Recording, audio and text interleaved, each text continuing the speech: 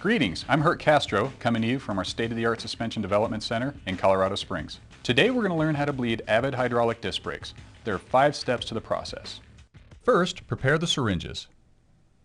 Second, prepare the caliper and lever. Third, bleed the caliper. Fourth, bleed the hose.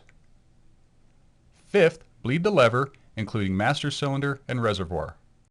Unless you've done this many times before, we sure do recommend that you read through this AVID hydraulic brake guide, which is on the SRAM website as a PDF.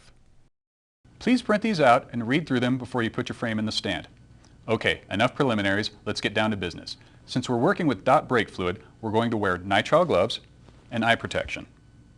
Remember, when bleeding the brakes, you're simply chasing bubbles out of the system. Gravity is your friend because liquid is heavier than gas, so bubbles always tend to rise.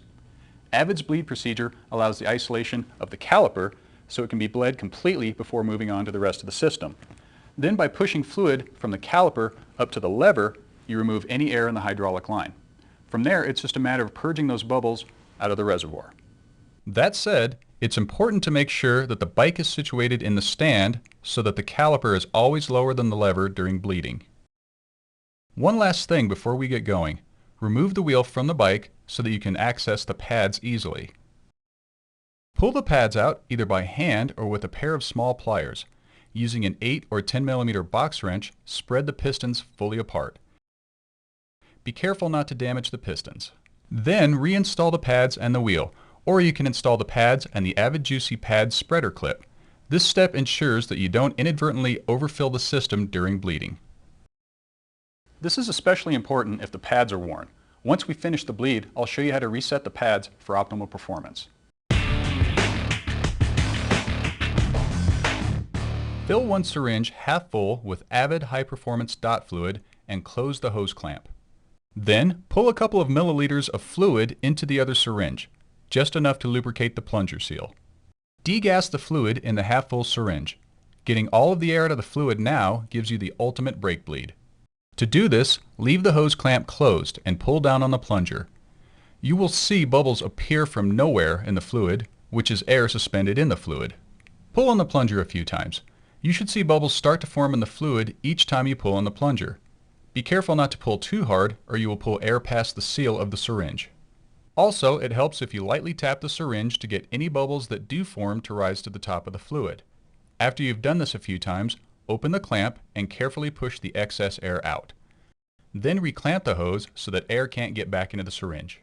You can't eliminate all of the bubbles in the fluid, but after you've pulled a few times and the number of bubbles decreases, you're ready to move on to step 2.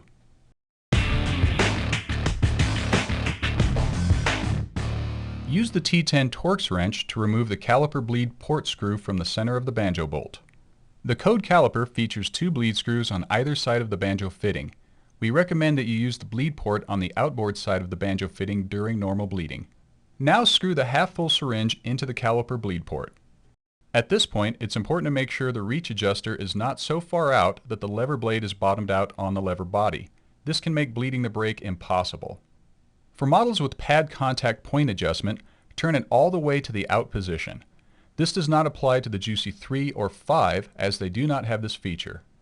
Now, check the angle of the lever on the handlebar. You can either position it straight up and down, or at a slight angle like it would usually be set for most riders.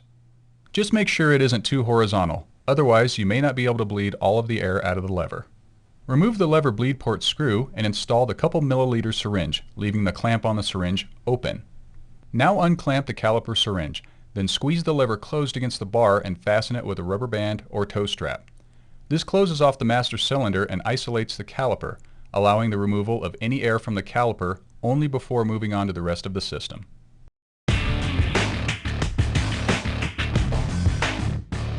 Gently push the caliper syringe plunger in with your thumb, then pull it slightly back out. If there is air in the caliper, this draws it back into the syringe. Be careful not to pull the plunger out too hard or you will suck air past the seals. Release the plunger to replace the bubbles you just removed from the fluid. Tapping on the caliper with a non-marring instrument helps bubbles to move out into the syringe. Repeat the process until no more bubbles are drawn from the caliper. Once this is accomplished, close the caliper syringe clamp.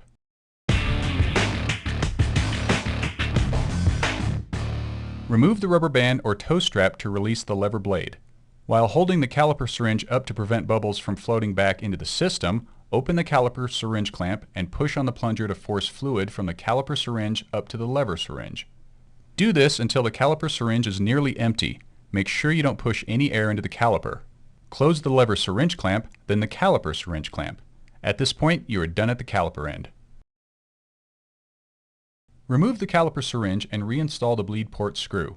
Have a paper towel ready to catch any fluid that may come out of the port when removing the syringe and reinstalling the screw.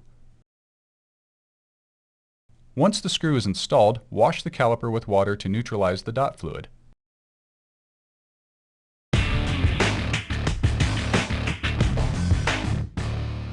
Open the lever syringe clamp. Draw a gentle vacuum on the lever syringe by pulling on the syringe plunger. This pulls air bubbles out of the reservoir. Release the plunger to replace the bubbles you just removed from the fluid. Tapping on the lever with a non-marring instrument helps bubbles move out into the syringe. You should also squeeze the lever like you are braking a few times while bleeding.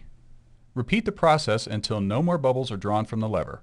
Once the lever is bubble-free, give the syringe plunger one last gentle push, then release and close the syringe clamp. Now unscrew the syringe from the bleed port. Place a couple of drops of dot fluid on the top of the open port and replace the bleed port screw. Have a paper towel ready to wick up any fluid that may well up in the port. Once the screw is installed, wash the lever with water to neutralize any excess dot fluid. If you've changed the lever position, rotate the lever back to its original position and retorque as follows. Juicy 5, 7, Carbon, Ultimate, and Code torque to 25 to 30 inch-pounds. Juicy 3 torque to 30 to 40 inch-pounds. Rotate the shifters back to their original positions if necessary and retorque to the manufacturer's specifications. Finally, I mentioned at the beginning that I'd show you how to reset the pads for optimal performance. Remove the wheel again or the pad spreader clip. Look at the pads and gently squeeze the brake lever until you start to see the pads advance towards one another. When they're about 1 to 2 millimeters apart, firmly push the pad spreader clip into the gap between the pads. This will set the pads so that they are an ideal distance from the rotor once you reinstall the wheel. Okay, now just reinstall the wheel and you're ready to roll. Well done. One last helpful tip regarding storage of your tools. First, keep the brake fluid container capped whenever you're not using it to avoid contaminating the fluid. Then, store your syringes with the hose clamps open. Otherwise, the clamps can deform the hoses, making them difficult to use again.